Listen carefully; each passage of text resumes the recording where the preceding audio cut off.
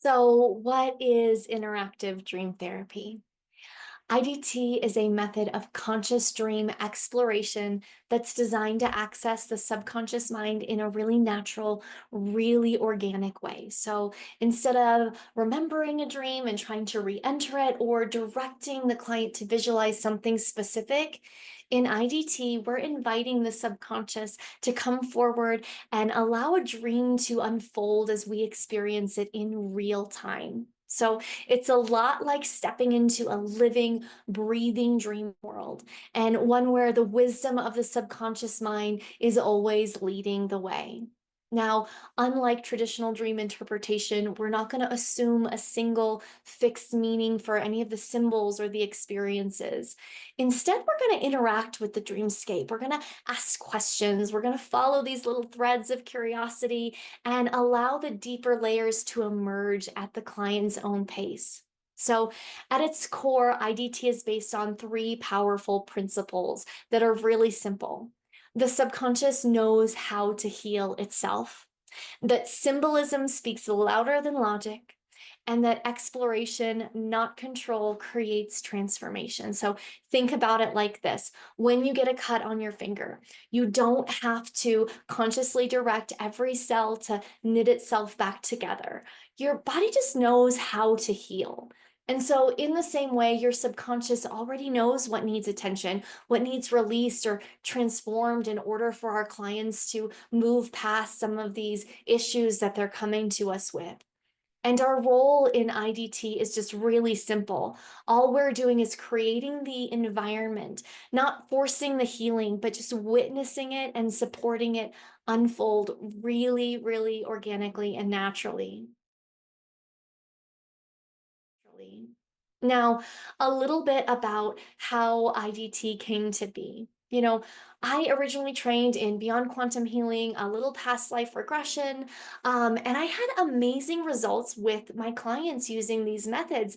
And yet, I was never really sold on the idea of past lives. It just wasn't something that I could 1,000% lean into and say, yes, this must be true.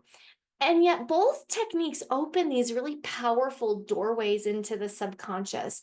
My clients were accessing deep wisdom. I was facilitating really transformational healing. And yet, when I started working with children, I noticed something that was really profound. These kids had no concept of past lives. And yet, when I used a similar technique with them, they naturally entered these really vivid dreamscapes that were rich of symbolic words, full of story and meaning and metaphor. And they didn't need to believe in past lives or in quantum spirituality in order to access this deep healing. They simply needed to step into their inner world and the transformation happened. So, throughout their journeys, I saw that the subconscious does not require belief systems. It doesn't require linear logic or specific frameworks. It knows exactly how to create the perfect metaphor, the perfect story to guide the healing if we simply allow it to do what it knows how to do. So, IDT grew from this realization, and it is a process that honors the subconscious exactly as it is. It follows the symbols, it follows the stories, the dream landscapes that emerge spontaneously, and trusting that the client's inner wisdom already knows the way. This shift changed everything for me. It moved the work away from trying to lead a client somewhere and into witnessing, curiously exploring, and just allowing all of this transformation to unfold organically.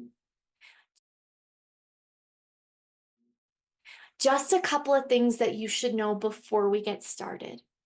IDT is client led, not practitioner led. You are simply a guide. Okay. I want you to know that the dreamscape is alive and intelligent. Every scene, every character, every shift carries a meaning, but that meaning emerges through exploration, not assumption. Know that every journey is different and every client's subconscious speaks a unique language. Your job is to listen, to follow, and to trust. I like to think about it in this way.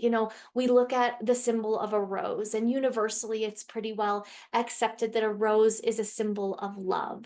And what if our client, that first time they ever saw a rose was when they were 3 years old at grandma's funeral? That rose then became a symbol of not only love, but also loss.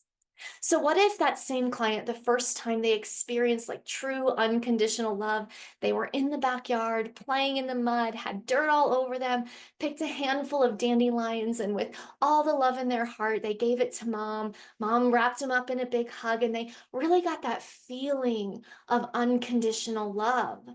To that subconscious mind of that client, it wouldn't be a rose that symbolized that unadulterated love inside, it would be a dandelion. And often these associations are created long before we ever have words, language, or any conscious assessment of what's going on. And of course, our clients are often not going to remember that moment and even know that it's kind of tucked away and stored way back somewhere. So, the other thing I want you to remember is that anything can happen in the dream world. The subconscious is not limited by logic, by time, or physical laws. And clients can find themselves anywhere, underwater, in the stars, talking to animals, revisiting childhood places, or stepping into completely new and unfamiliar worlds. Your job is to trust what unfolds and to help your client trust what's unfolding as well, even and especially if it surprises either one of you. So stay open, stay curious, and just remember the dream world knows exactly where to lead them. In interactive dream therapy, your role is simply to hold that space, to ask curious questions, and to trust in the process. The subconscious will reveal exactly what the client is ready to witness and to work through, often in ways far more creative and way more powerful than anything that we could consciously design.